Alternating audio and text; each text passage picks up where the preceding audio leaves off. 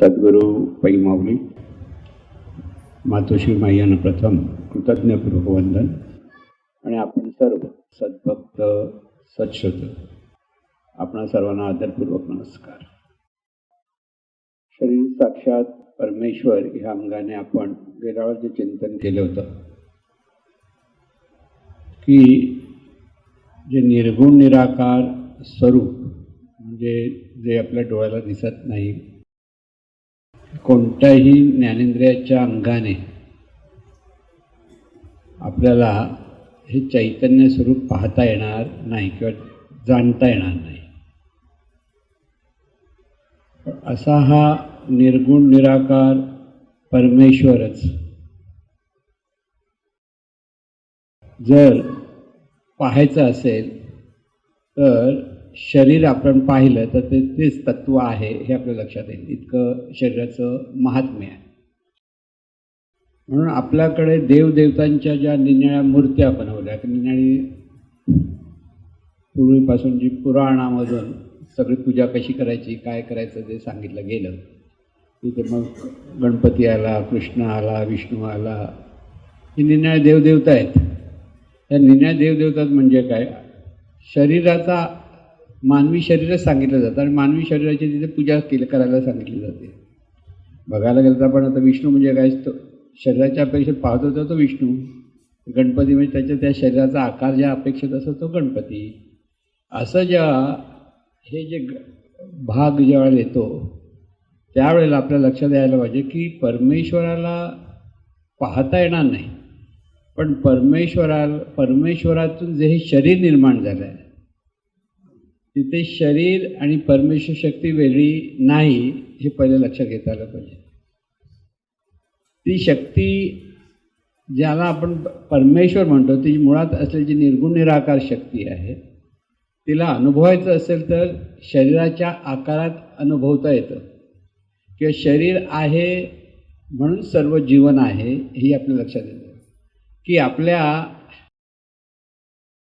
जीवनामध्ये आपण जे जीवन जगतो आहोत त्या जीवनामध्ये नेमकं महत्त्वाचं जर काय असेल तर आपलं शरीर आहे. जोपर्यंत शरीर आहे तोपर्यंत जीवन आहे. शरीर बाजूला झालं तर पुढचं जीवन आपल्याला कसं आहे काय आहे ते माहीत नाही. आणि त्यामुळे माणसं आपल्याला सगळ्यांना वाटतं काय आपण जिवंत आहोत तोपर्यंत आहेत, मेल्यानंतर काय माहिती काय होते असं नेहमी म्हणतो ना आपण. पण महात्म्य इथे येतं ते शरीराचं येतं. आणि म्हणून शरीराला पाहिलं तर त्या परमेश्वरालाच पाहिलं आहे असं जीवनविद्या सांगते. किंवा पूर्वी पारंपरिक परमार्थामध्ये शरीराला एवढं महत्त्व दिलं जात नव्हतं, किंवा शरीरामुळे देहभाव जो सांगितला जातो की प्रत्येकाकडे देहभाव आहे, तर प्रत्येकजण ते शरीरालाच दोष देतात. पण जीवनविद्या सांगते ते शरीराचा काय दोष आहे, देहभाव कोण धरतं, आपल्या ठिकाणी असली ही जाणीव आहे ती स्वतः देहभाव धरते. शरीर आहे, शरीर काय सांगत नाही माझा भाव धर म्हणून. पण इथे गोंधळ होतो परमार्थामध्ये, जो गोंधळ सांगतो देहभावामध्ये ते शरीरामुळे देहभाव झाला नाही, तर शरीर आहे म्हणून सुंदर जीवन जगता येतं. म्हणून शरीराचं महात्म्य आपल्याला जीवनविद्येने नेहमी सांगितलं आहे. इथे शरीराला त्रास देऊ नका, कारण तपश्चर्याच्या नावाखाली पूर्वी शरीराला त्रास दिला की त्याच्यात आपली सहनशीलता वाढते किंवा आणखीन काही अनेक गोष्टी संयम वाढतो वगैरे समजून लोक त्याला त्रास द्यायचा प्रयत्न केला. की पंचाग्नी साधनं म्हणजे चारी बाजूला अग्नी लावायचा आणि वरती कडकडीत सूर्य 12 वाजताचा सूर्य असं पाचही बाजूने अग्नीचा जो भार तिथे जाऊन बसलं तर आपण मोठी तपश्चर्या करतो. पण त्यात शरीराला त्रास होतो, कारण शरीराला त्रास होतो. बऱ्याच वेळेला आजारी पडतात लोक, असं नाही की ते त्या थंडीत राहतात, तिथे उलट शरीर आजारी पडतात. म्हणून पूर्वीच्या काळात जर पाहिलं की बऱ्याच वेळेला परमेश्वराची आराधना करणाऱ्या बऱ्याच संत वगैरे शरीर नंतर आजारी पडलेले त्यांच्या लक्षात जीवनामध्ये. का, कारण त्यांनी शरीराची काळजीच घेतली नाही. आता हा नियम आहे. नियम काय, जिथे आपण एखाद्या गोष्टीची काळजी घेत नाही तर त्या ठिकाणी आपल्याला त्रास हा होतोच. आणि त्यामुळे शरीराची काळजी न घेतल्यामुळे बरेच पूर्वीचे संत आपण पाहतो तेव्हा पुढच्या त्यांच्या उत्तर आयुष्यामध्ये ते बरेच आजारी पडलेले आहेत, त्यांना मोठमोठ्या आजाराने त्रस्त झालेले पाहतो. अर्थात मानसिक स्थिती त्यांची सुदृढ होती, त्यात का ते दुःखी होतं वगैरे काही असं नव्हतं, पण स्वतःहून आपलं दुःख आपल्या वाट्याला मागून घेण्यात काय शहाणपण आहे. आणि म्हणून शरीराकडे पाहताना उदात्त दृष्टीने जेव्हा आपण पाहतो तेव्हा आपल्या जीवनात अनेक चांगल्या चांगल्या गोष्टी घडायला लागतात. आजचं जे शास्त्र जेव्हा म्हटलं, पाश्चिमात्य शास्त्र म्हणा किंवा आधुनिक शास्त्र, आपण जे विचार करतो त्याप्रमाणे आपल्या वाट्याला सगळ्या गोष्टी येतात. प्रत्येक माणूस, आपण बऱ्याच वेळा नकारात्मक विचार करतो आणि त्यामुळे नकारात्मक गोष्टी आपल्या वाट्याला येतात, आणि आपण जर सकारात्मक विचार करायला लावतो सकारात्मक गोष्टी आपल्या वाट्याला येतात. हे शास्त्र आहे. आपण जेव्हा हे नको ते नको ते नको करायला लागलं तर मिळतच नाही. मग तुम्ही पूर्वी लोक काय म्हणायचे, दारिद्र्य म्हणजे परमार्थामध्ये सगळ्यात चांगली गोष्ट. जीवनविद्या काय म्हणते, दारिद्र्य म्हणजे मानवाला मिळालेला शाप. आपण तिथे त्रासून जातो, प्रपंच व्यवस्थित आपल्याला करता येत नाही. त्यामुळे दारिद्र्याची कल्पना, आता पूर्वीचे संत दारिद्र्य मागून घ्यायचे, त्यांना म्हणत श्रीमंती नको असं ते म्हणायचे. का तर तिथे आपलं मन विचलित होईल, हे सगळं होईल. पण मन विचलित होण्यासाठी श्रीमंती आणि दारिद्र्य ह्याचा संबंध येत नाही. पण आपल्याला आनंदाने जर राहायचं असेल तर आपलं शरीर सुदृढ पाहिजे, सशक्त पाहिजे, आरोग्यशील पाहिजे, कार्यक्षम पाहिजे, हा विचार करा. साक्षात परमेश्वर सांगताना शरीराकडे पाहण्याची आपली दृष्टी कशी असली पाहिजे ते सद्गुरू समजावून सांगतात. कारण इथे जे नकारात्मक दृष्टीने आपण आपल्या शरीराकडे पाहायला लागलो तर आपल्या शरीरात तसेच विकार निर्माण होतात, आपल्या मनामध्ये विकार तसेच निर्माण होतात आणि शरीरामध्ये पण तसेच विकार निर्माण होतात. म्हणून शरीर अधिकाधिक सुदृढ आणि अधिकाधिक सशक्त, अधिकाधिक आरोग्यशील आणि अधिकाधिक कार्यक्षम असलं पाहिजे, हा प्रत्येक माणसाने विचार करायचा. मृत्यू आणि जन्म हे प्रत्येक मानवी देहामध्ये ही व्यवस्था आहे. तिथे पाप पडणे आणि पुण्य पडणे. एखादं पाप मोठं झालं म्हणतं मेला असं नाही. मग रामकृष्ण पण देह सोडलंच त्यांनी, कारण ती व्यवस्था आहे. आणि त्यामुळे त्या व्यवस्था असल्यामुळे इथे शरीर, जोपर्यंत शरीर आपण जिवंत आहोत, आणि ते जिवंत कशामुळे, तर आपलं शरीर जर आपण व्यवस्थित आनंदाने जीवन जगण्यासाठी उपयुक्त ठरत असेल तर ते आपला आनंद आहे जीवनामध्ये. म्हणून शरीराकडे पाहताना शरीर आलं कुठून, तर ते परमेश्वरातूनच निर्माण झालं, चैतन्य स्वरूपातूनच निर्माण झालं. म्हणजे शरीराचा निर्माता कोण, परमेश्वर, लक्षात घ्या. आणि त्यामुळे तो निर्माता आहे आणि त्याच्या निर्मितीमध्ये तो प्रत्येक निर्मितीत जाऊन बसलेला आहे. म्हणजे मातीमधून भांडं तयार केलं तर भांड्यामध्ये माती असतेच. की सोन्याचं एखादा दागिना बनवला असं आपण म्हणतो, तर प्रत्येक दागिन्यामध्ये सोनं असतंच. तसं हे शरीर जेव्हा ह्या परमेश्वरातून निर्माण झालं आहे, त्यामुळे त्या शरीराच्या ठिकाणी परमेश्वर शक्ती आहेच. दिसत नाही. बघा, शरीर दिसतं, तुम्ही मला शक्ती दिसते का, दिसत नाही. पण शरीराच्या आधारे परमेश्वराला आपल्याला अनुभवता येतं. सर्वात महत्त्वाचं म्हणून शरीर इतकं महत्त्वाचं आहे आपल्या जीवनामध्ये, की शरीर आहे म्हणून जीवन आहे. म्हणून शरीराची काळजी घेणं, काळजी घ्या, काळजी करू नका, लक्षात घ्या. काळजी घेता आलं पाहिजे की आपलं शरीर स्वच्छ पाहिजे, आरोग्यशील पाहिजे, कार्यक्षम पाहिजे, त्याचा व्यायाम पाहिजे. आपल्याला सुखसोयीच्या अंगाने नुसतं सुखसोयी जर उपभोग घेत असू आणि जर आपण शरीराला कसली हालचाल करायला दिली नाही तर शरीराकडे पाहण्याची आपली दृष्टी चुकीची झाली आणि त्यामुळे परत तिथेही आजार निर्माण होतातच. म्हणून प्रत्येकाने एक विचार करा की आपलं शरीर जोपर्यंत आहे तोपर्यंत ते अगदी ठणठणीत असलं पाहिजे, पहिला विचार. दुसरा विचार, ते ठणठणीत राहण्यासाठी त्याला व्यायाम दिला पाहिजे. तिसरा वेळ ठणठणीत राहण्यासाठी त्याला योग्य ते खाणं दिलं पाहिजे. शरीराला काय द्याल त्याप्रमाणे तुम्हाला मिळेल. मी शरीराची काळजी घेतली, तुम्हाला आरोग्य मिळेल. शरीराला व्यायाम दिला, शरीर सुदृढ राहील. शरीराला चांगलं खाऊ पिऊ घातलं तर ते सशक्त राहील.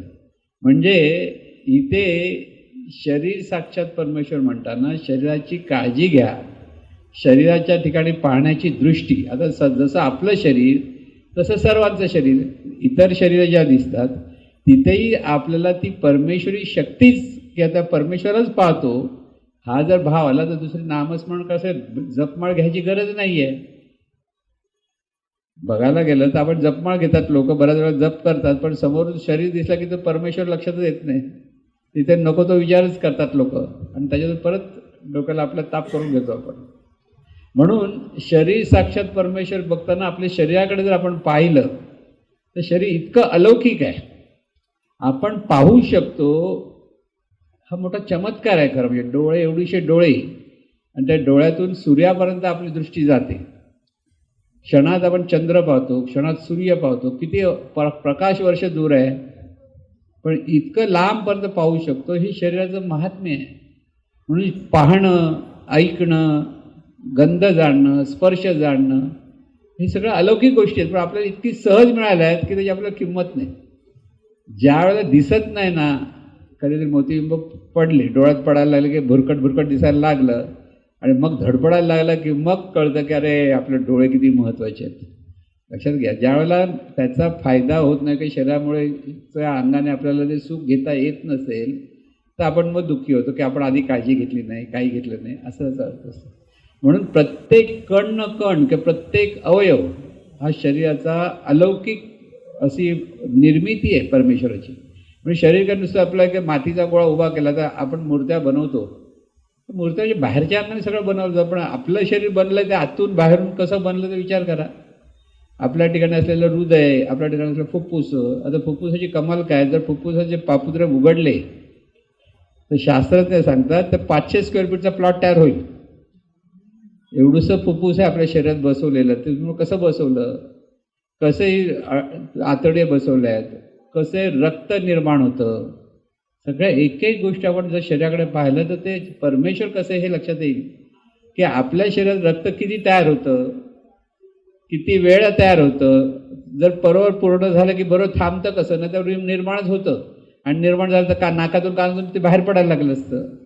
तसंही ते होत नाही. म्हणजे प्रत्येक गोष्ट शरीराच्या ठिकाणी जर पाहायला लागलं तर ते इतकं नियोजन आहे.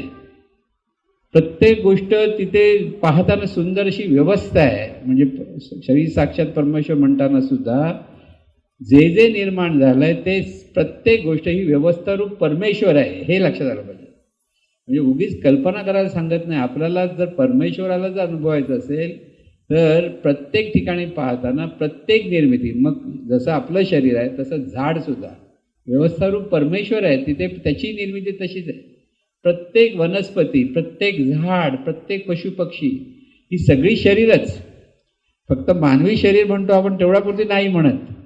ही जगामध्ये जी जेवढी निरनिराळ्या प्राणी मात्राची शरीर आहे, एवढीशी मुंगी, त्या मुंगीचे डोळे केवढीशे, तिला गंध कसा जाणता येतो, इथून तिला वरती कुठे तुमच्या लपवून ठेवल्या डब्यातले लाडू पण कळतात.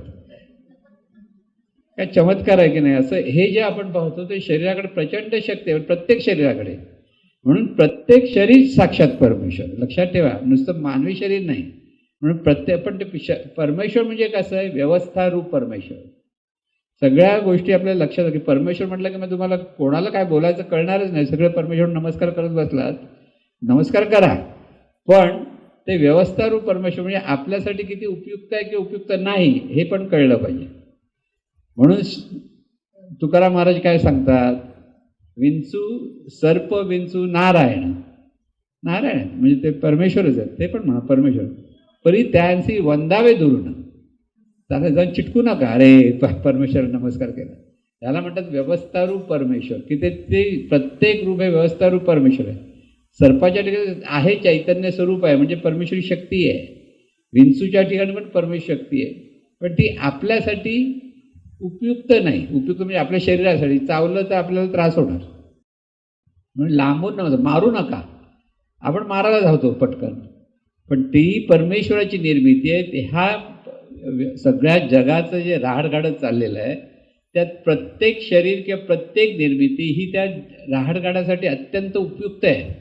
जसं एखादं मोठं इंजिन असतं किंवा आपलं मोठं यंत्र असतं, आणि त्या मोठ्या यंत्रामध्ये छोटा खिळा पण कधी कधी उपयुक्त असतो. तो हलणारा खिळा जर निघाला तर निखळला तो सांधा तर अख्खं यंत्र बंद पडतं.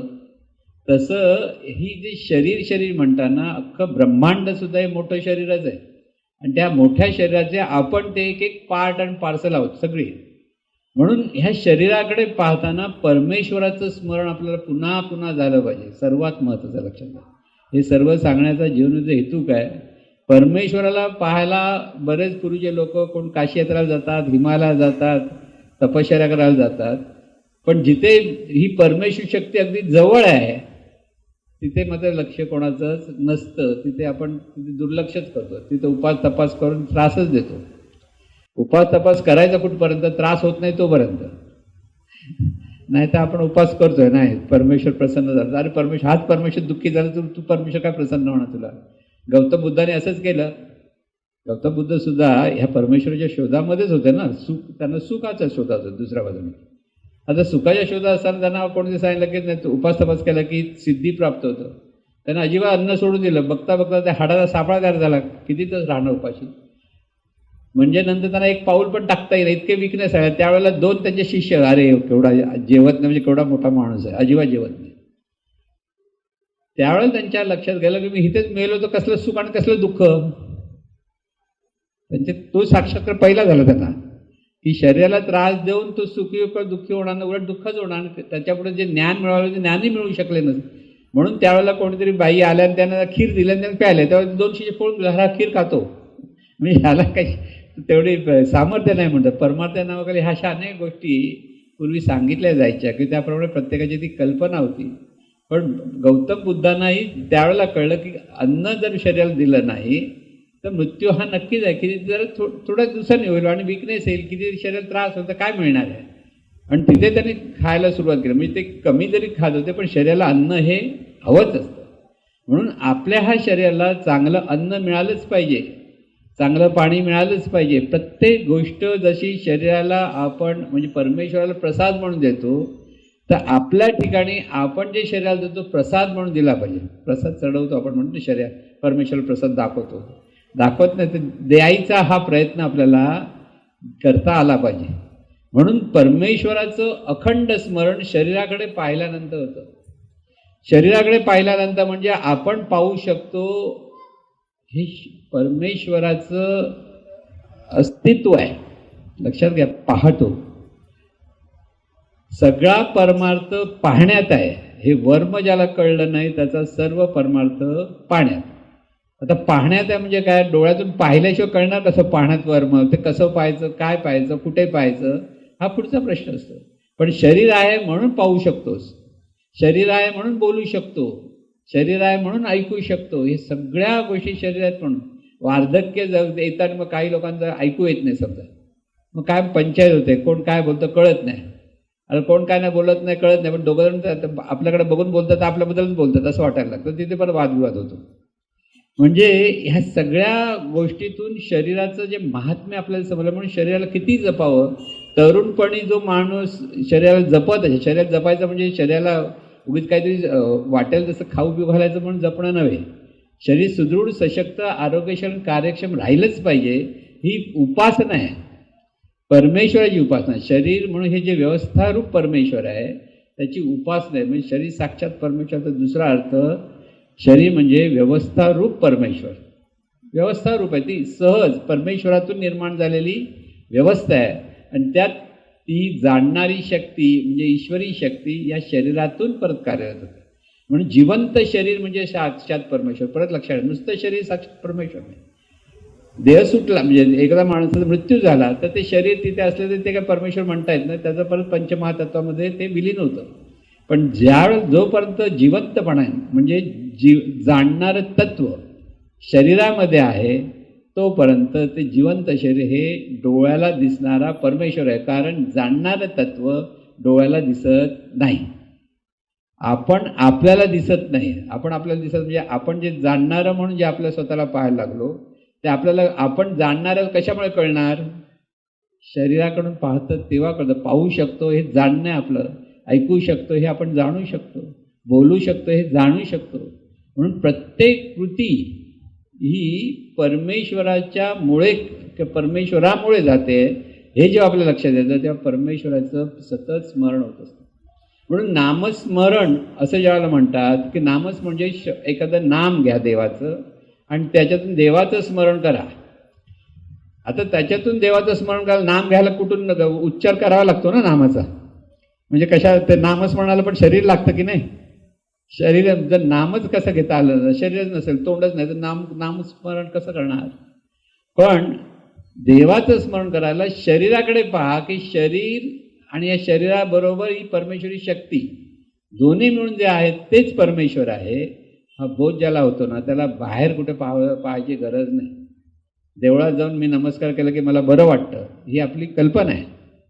जर शरीर परमेश्वर आहे जर कळलं तर येता उठा बसता तुम्ही परमेश्वराबरोबर आहात आणि परमेश्वरच तुमच्यावर आहे. कारण तुम्ही आणि परमेश्वर ते वेगळेच उरत नाहीत. परत मी वेगळा आणि परमेश्वर वेगळा हाही भाग तिथे राहत नाही. म्हणून शरीराच्या अंगाने म्हणजे शरीरातलं दिव्यत्व सांगताना जर शरीराच्या ग्रंथामध्ये महाराजांनी बऱ्याच गोष्टी केल्या आहेत. डिवाइन कॉम्प्युटर आहे, शरीर म्हणजे गंगेसारखं पवित्र आहे. सर्व अंगाने त्याचा बोध काय दिला आहे की शरीर आपलं अतिशय पवित्र आहे. ह्या भावनेने आपल्याला पाहता आलं पाहिजे. शरीर अत्यंत दिव्य आहे.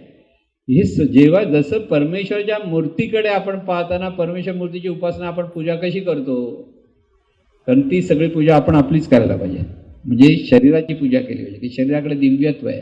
शरीराला नियमित आंघोळ घातली पाहिजे, स्वच्छ ठेवलं पाहिजे, शरीराला चांगले वस्त्र घालता आले पाहिजेत की ज्यामुळे त्याला थंडी वाऱ्याचा त्रास होणार नाही.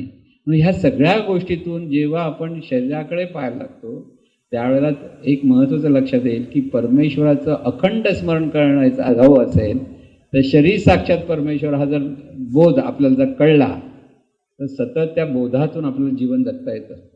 म्हणून प्रत्येक ठिकाणी शरीराचं महत्त्व म्हणून शरीरातलं प्रत्येक अवयव दिव्य आहे. नुसतं अखंड शरीर म्हणताना त्यातलं प्रत्येक अवयव हृदय दिव्य आहे. जन्माला आल्यापासून किंवा आईच्या पोटाचं हृदयाचं कार्य चालू होतं. राम बोले बोले राम बोलेपर्यंत ते हृदय चालू असतं. त्यामुळे हृदयाची टिक टिक टिक टिक चालू असते. तर महाराज म्हणायचे टिक टिक म्हणजे काय, माझ्याकडे टक लावून पहा म्हणायचे. कोणाकडे टक लावून, माझ्याकडे म्हणजे शरीराकडे टक लावून पहा. टक लावून कसं पाहायचं, ती परमेश्वरी शक्ती आहे हे स्मरण कर. म्हणजे तुला ते शरीराच्या आतलं टकटक करता टिकटिक करता तो परमेश्वर शरीररूपी परमेश्वर तेच सांगतोय की अरे माझ्याकडे टक लावून पाहशील तर तुला परमेश्वराचं स्मरण होईल. सतत तू परमेश्वर आहे म्हणून जीवन जगता येतं.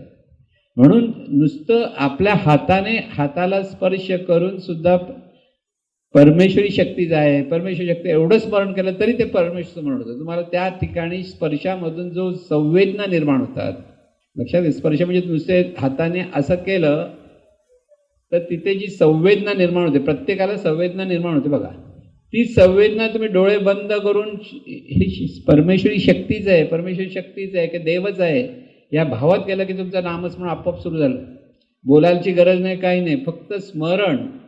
ह्या शरीरामुळे सगळ्या गोष्टी करण्याची व्यवस्था माणसाला परमेश्वराने दिलेली आहे. माणसाला जी बुद्धी दिलेली आहे, मेंदू दिला, बुद्धी दिली म्हणजे त्यासाठी जी मेंदूची जी रचना आहे ती सर्व प्राण्यांपेक्षा अधिक विकसित आहे. त्यामुळे माणसाकडे वाघासारखी शक्ती नाही आहे किंवा वाघासारखी नखं नाही आहेत, दात नाही आहेत, सुळे नाही आहेत, अस्वलासारखे पंजे नाही आहेत. शरीराच्या अपेक्षेत बघितलं सगळ्या प्राण्यांपेक्षा मानवी देह हा दुबळा आहे. एवढी का त्याकडे तेवढी शक्ती नाही, हत्तीसारखी शक्ती नाही. पण बुद्धी सर्वांपेक्षा वेगळी असल्यामुळे तो माणूस परत सर्वांवर राज्य करायला लागला. सगळ्या प्राणीमात्रांवर त्याचं राज्य चालू आहे. कारण आज माणसांचं जग आहे, प्राण्यांचं जग म्हणता येत नाही. बिचारे प्राणी जंगलात आहे ते त्यांना पण उपसून बाहेर काढतो आपण, कळलं की नाही. अति दुरुपयोग करतो आपण त्या अंगाने खऱ्या गोष्टीचे त्या बघायला गेलं तर. पण महत्त्वाचा मुद्दा हेच लक्षात ठेवायचा आहे की डोळे, कान, नाक, जीभ, त्वचा. आता ही त्वचा म्हणजे सुंदर पॅकिंग केलेलं आहे. आपल्याकडे आजकाल पॅकिंग येतं चांगलं, कुठच्या ॲमेझॉनमधून आलं पॅकिंग करून छान दिसतं किंवा गिफ्ट देताना पॅकिंग करून छान दिसतं. आतल्या अवयव जर दिसले असते तर काय केलं असतं. पण ते पॅकिंग असं सुंदर करून दिलंय का, अरे वा सुंदर आहे, सुंदर आहे म्हणतो ना आपण, शरीर सुंदर आहे म्हणतो. ते पॅकिंग म्हणजे त्वचेचं जे पॅकिंग आहे ते कोणी केलं आहे, परमेश्वरानेच केलं आहे. म्हणून सगळ्या बाजूनी जर शरीराकडे पाहिलं तर शरीराच्याकडचं दिव्यत्व आपल्याला अनुभवता आलं. दिव्यत्वातून शरीराकडे पहा. नुसतं शरीर साक्षात परमेश्वर नका म्हणून, नुसतं म्हणण्यात त्याला अर्थ नाही.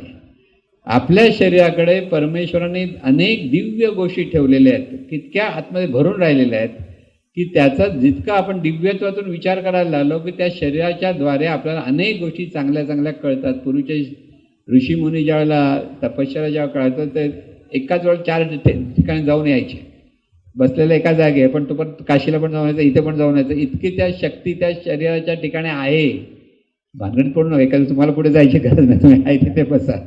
पण पूर्वीच्या काळी कसं चमत्कार म्हणून सांगायचे, त्यावेळेला पण हे शरीराचं सामर्थ्य इतकं प्रचंड आहे की जितकं तुम्ही दिव्यत्वाच्या अंगाने शरीराकडे पाहायला लागाल तितकी परमेश्वरी शक्ती तुमच्यावर कृपेचा वर्षाव करते. हा मुद्दा महत्त्वाचा लक्षात ठेवायचा. म्हणून शरीरामुळे सगळं आहे आणि शरीर आहे म्हणून जीवन आहे, या दोन्ही गोष्टी लक्षात ठेवा. आता ह्याच अंगाने या शरीराच्या ठिकाणी जाणणारं जे तत्व आहे, हे जाणणारं तत्व म्हणजे परमेश्वराचं जे मूळ स्वरूप आहे निर्गुण निराकार, त्याचंच ते प्रगट रूप आहे.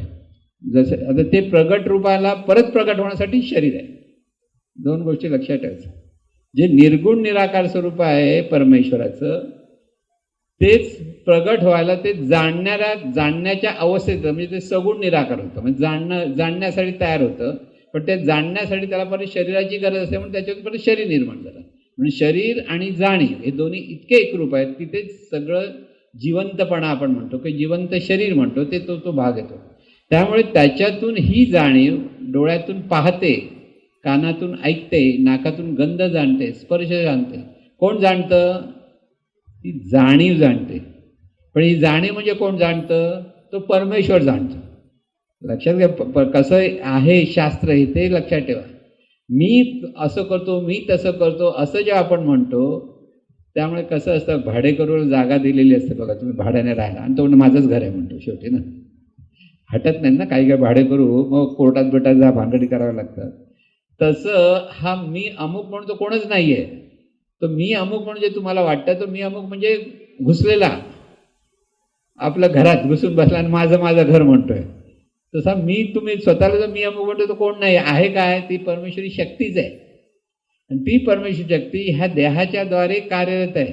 सगळं देहाच्या द्वारे चाललेलं आहे. त्यामुळे सगळं परमेश्वराचं कार्य ह्या देहामुळे चाललेलं आहे.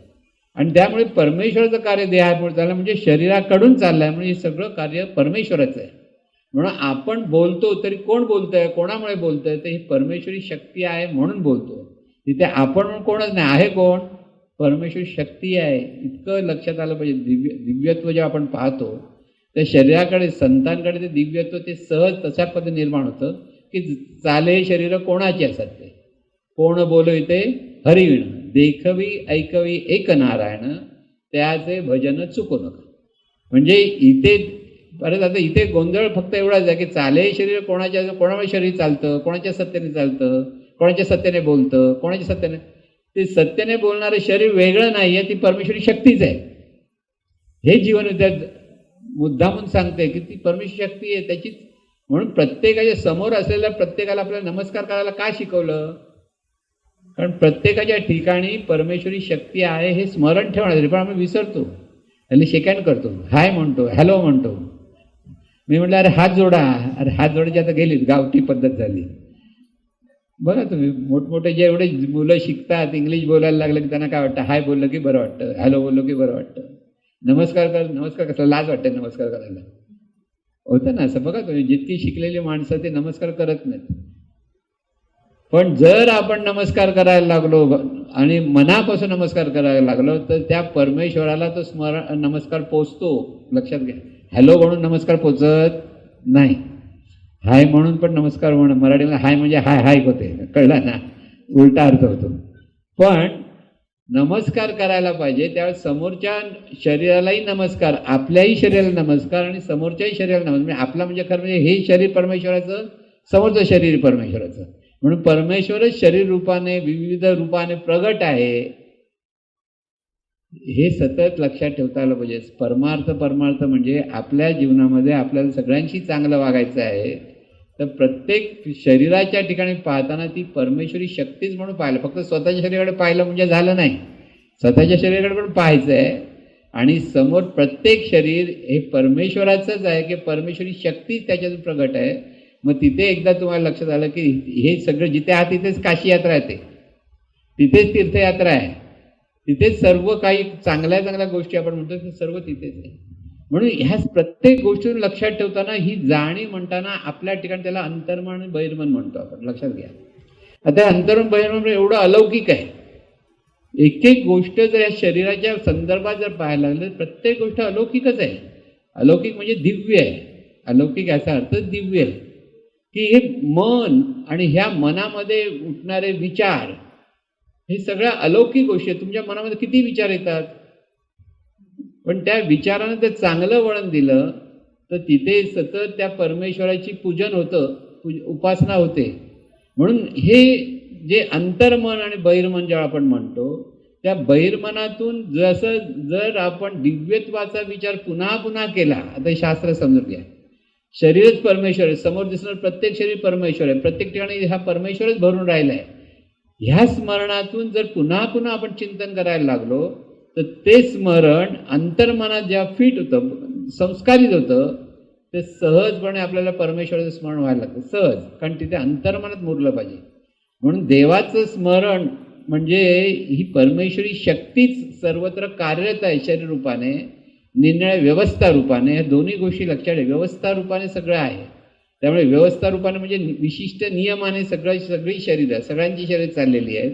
म्हणून आपल्या ठिकाणी जेव्हा पुन्हा पुन्हा आपण विचार करतो की हे शरीर म्हणजे परमेश्वर आहे, समोरचं शरीर पण परमेश्वर, म्हणजे परमेश्वरच विविध शरीर रूपाने प्रगट आहे, हे पुन्हा पुन्हा जर चिंतन करायला लागलो तर तिथे आपल्या ठिकाणी अंतर्मनामध्ये हा संस्कार तयार होतो.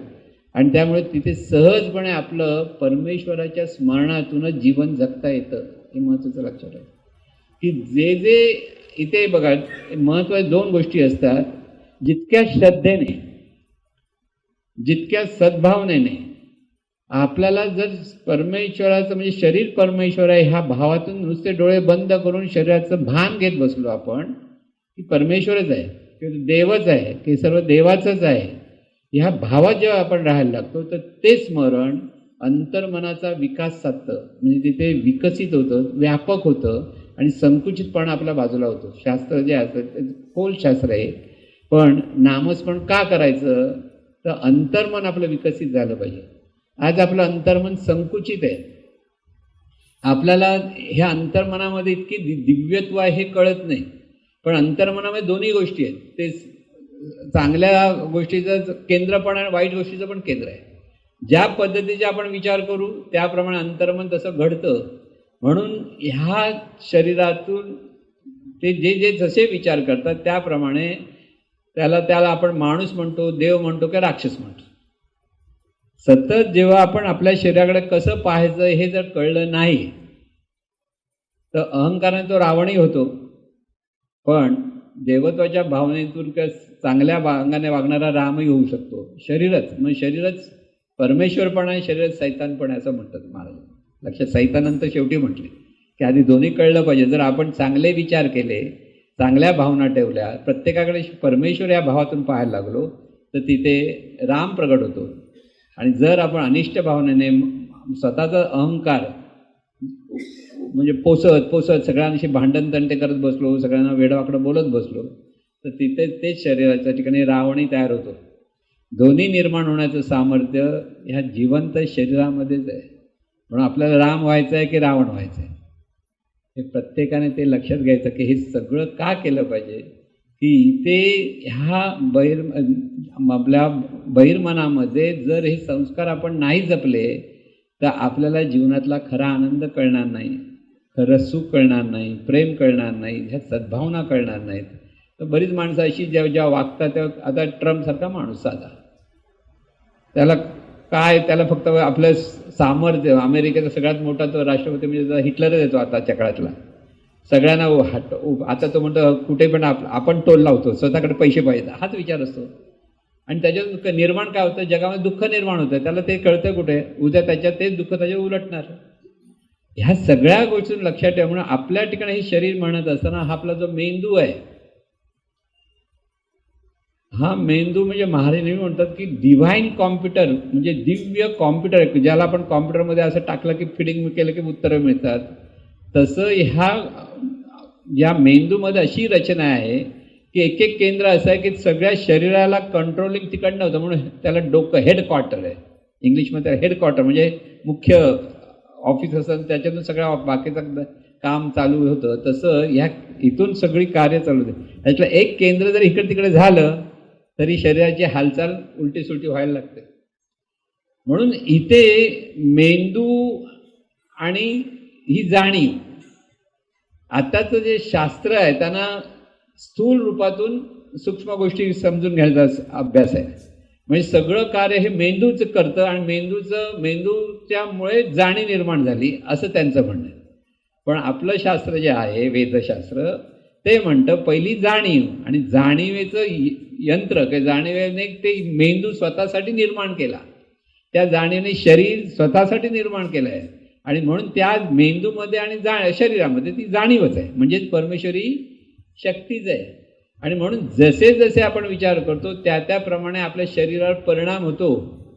चांगला विचार करा, तुम्ही इतरांबद्दल पण चांगले विचार करता, तिकडेही त्याच्यावर शरीरावर परिणाम होतात, कळत नाही. पण हे इतकं लक्षात ठेवा, तुम्ही कोणाबद्दल वेडावाकडं विचार करता किंवा वेडावाकडे निंदा करता, त्याचे व्हायब्रेशन त्या व्यक्तीपर्यंत पोचतात. आणि जेव्हा समजा तुम्ही दुसऱ्याबद्दल सगळे चांगले विचार करत असाल तर ती व्हायब्रेशन म्हणजे ती स्पंदनं समोर पोचतात आणि त्याप्रमाणे समोरून परत तसाच तुम्हाला प्रतिक्रिया मिळत असते.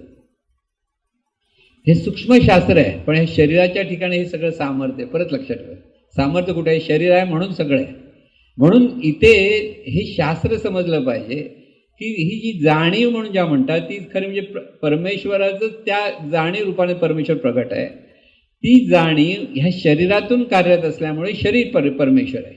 आणि ही जाणीव जेव्हा चांगला विचार करायला लागते, देवत्वाचा विचार करायला लागते, सर्वांकडे दिव्यत्वाच्या भावनेतून पाहायला लागते, तेव्हा त्याचे सगळे परिणाम शरीरावर तसेच होतात आणि त्याप्रमाणे आपल्या ठिकाणी ते दिव्यत्व प्रगट होतं. म्हणून हे दिव्यत्व प्रगट होण्यासाठी आपल्याला तपश्चर्या खूप करावी लागते का नाही? साधा विचार करा आणि त्या सद्भावनेतून फक्त शरीराकडे पहा, पुन्हा पुन्हा तेच बघायला पाहिजे. म्हणून आपण स्वयंस्मरणामध्ये काय सांगतो? संपूर्ण शरीर दिव्य स्वरूप ज्ञान स्वरूप आनंद. ऐकता ऐकता आपण कधी कधी झोपे जातो, कधी कधी नेणवे जातो. का जातो? आपलं मन किंवा आपली जाणीव इतकी निवांत होते की त्या स्वरूपाशी एकरूप होते म्हणून कळत नाही कुठे जातो. पण हे जेव्हा स्वयंस्मरणाचा जो प्रकार आपण सांगत असतो त्याच्यातून सुद्धा आपल्या शरीरावर चांगले परिणाम होतातच आणि त्याचबरोबर जाणीवेवर चांगले परिणाम होतात आणि त्याच्यातून आपल्याला हे दिव्यत्वाचा अभ्यास अधिक व्यवस्थित समजायला लागतो. म्हणून स्वयंस्मरण जाणीवपूर्वक पुन्हा पुन्हा लक्षात घ्या, प्रत्येक वेळेस आपलं शरीर दिव्य स्वरूप आहे, ज्ञानस्वरूपानं, किंवा आपलं शरीर देवाचं आणि देवच आहे. दोन्ही बाजून विचार करू शकतो की सगळं शरीर दिव्य आहे, मन दिव्य आहे, हातपाय दिव्य आहेत, डोळे दिव्य, कान दिव्य. नुसतं ते स्मरण करा, देवाचं स्मरण आहे. त्याच्या पलीकडे स्मरणच नाही आहे. देवाचं स्मरण इथूनच सुरुवात होतं. आणि जेव्हा आपल्या ठिकाणी हे स्मरण होतं, प्रत्येक व्यक्ती ज्या म्हणते ती स्वतःकडे हे दिव्यत्व स्मरण करायला लागते आणि त्या स्मरणातून सर्वांकडे दिव्यत्वाच्या भावनेतून पाहायला लागते. तो देव झाल्याशिवाय राहत नाही. म्हणून शरीरामुळे माणूस, साधा माणूस देव होऊ शकतो, पण त्याच विचार त्याने वाईट केला तर तो सैतान पण होऊ शकतो. दोन्ही गोष्टी आहेत. म्हणून आपल्याला शरीराचं महात्म्य इतकंच जपलं पाहिजे. इतकं जपताना बऱ्याच वेळेला आपण, म्हणून महाराजांनी जे शरीर साक्षात परमेश्वर ग्रंथाचा मुद्दाम पुन्हा पुन्हा वाचला पाहिजे, तेव्हा आपल्या ठिकाणी ती सद्भावना निर्माण होतो की शरीराकडे पाहायचं कसं, की प्रत्येक शरीराची हालचाल, तुम्ही म्हणा हालचाल होते हे केवढं अलौकिक आहे. हात वर उठतो आणि हात खाली बसो, उठून बसता खाली बसता, हे सुद्धा ही परमेश्वरी शक्ती आहे. म्हणून सगळं आहे, दुसरं काहीच नाही आहे. म्हणून सगळं शरीर म्हणजे जिवंत शरीर म्हटल्यानंतर तिथे तो साक्षात परमेश्वरच आहे. हा बोध पुन्हा पुन्हा आपल्याला घट्ट धरला पाहिजे. नुसतं महाराजांचं आपण म्हणतो आणि परत विसरून जातो. प्रत्येक ठिकाणी पाहताना लक्षात घ्या, ते परमेश्वरी शक्ती तिथे प्रगट आहे. या शरीरातून परमेश्वरी शक्ती प्रगट आहे, त्या शरीरातून परमेश्वरी शक्ती प्रगट आहे. स्वतःला सांगत राहा. मग कोणाची द्वेष नको, कोणाची निंदा नको, कोणाला वाईट बोलायला नको. तो परमेश्वर आहे, बाकी दुसरं काय तुम्हाला बघायला जायचं. आणि परमेश्वर त्याला म्हटलं तुमचं काय कमी होणार नाही, उलट तुमच्याकडे सद्भावनाच निर्माण होतील, सद्विचारच निर्माण होतील आणि त्या सद्विचारातून आपल्याला आनंदाने जीवन जगता येतं. जितकं सांगता येईल म्हणजे जितकं चिंतन तुम्ही सतत अखंड स्मरण जर शरीराला पाहत पाहत, हे परमेश्वराचं शरीर आणि परमेश्वरच या शरीराने प्रगट आहे. समोर प्रत्येक शरीर हे परमेश्वराचं आणि परमेश्वरच त्या शरीर रूपाने प्रगट आहे. हा बोध इतका घट्ट झाला पाहिजे, कोणतंही रूप दिसलं तरी परमेश्वराचं स्मरण झालं पाहिजे. म्हणजे पुन्हा पुन्हा मग राम राम पुन्हा पुन्हा म्हटलं पाहिजे असं नाही. वाल्याने म्हटलं तेवढं तुम्हाला जमणार नाही. वाल्याने ते म्हटलं म्हणून वाल्मिकी झाला.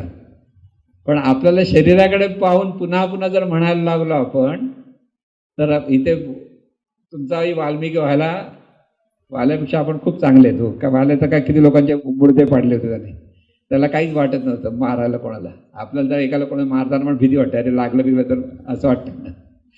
म्हणजे आपण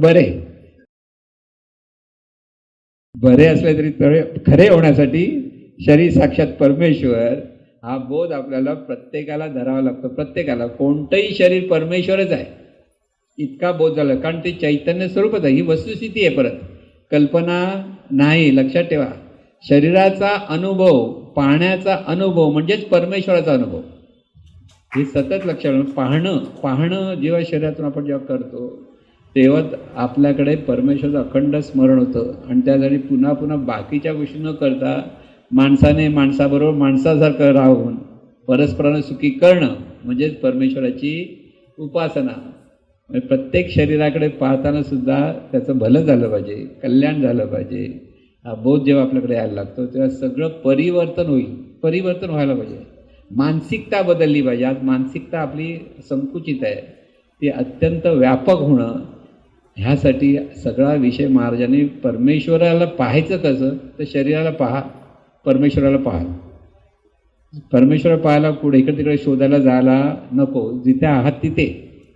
म्हणून जेथे जातो तेथे तू माझा सांगाती. म्हणजे काय, शरीर सांगाती, शरीराशी कुठे जातो तुम्ही. म्हणून हा जो बोध आहे त्या बोधातून आपल्याला शरीर साक्षात परमेश्वर हा बोध आपल्याला पक्का धरला पाहिजे. मनातल्या मनात धरा. नुसतं हवं म्हणतात पण दुसऱ्या दिवशी गेलं की कुठे शरीर लक्षात पडणार आहे कोणाचं शरीर, परत त्याच्यावर उलटं सुलटं बोलायला आपण तयार. हे बोलतो म्हणजेच परमेश्वराची प्रतारणा आहे, हे लक्षात आपल्याला हे कळत नाही, पाप आहे. देवाच्या मूर्तीला जाऊन तुम्ही वाटेल तसे बोलू शकाल का? माहिती आहे ती मूर्ती आहे, काही बोलत नाही. ही कसली मूर्ती असं कधी म्हणाल का? नाही, पण नमस्कार करतो बघा, खरोखर उठला तर काय प्रॉब्लेम ना. पण जिवंत शरीराला मात्र काही बोलू शकतात. हे असं कसं, हे आपल्याला कळत नाही. जिवंत शरीराकडे बोध नाही. पण मूर्ती आणली तुम्ही की अगदी पूजा अर्चा त्या ब्राह्मणाला बोलून त्याची प्राणप्रतिष्ठापना करतात. आता ब्राह्मण प्राणप्रतिष्ठापना करतो, कोण? शरीर. जिवंत शरीरच प्राणप्रतिष्ठापना करताना कोण करणार?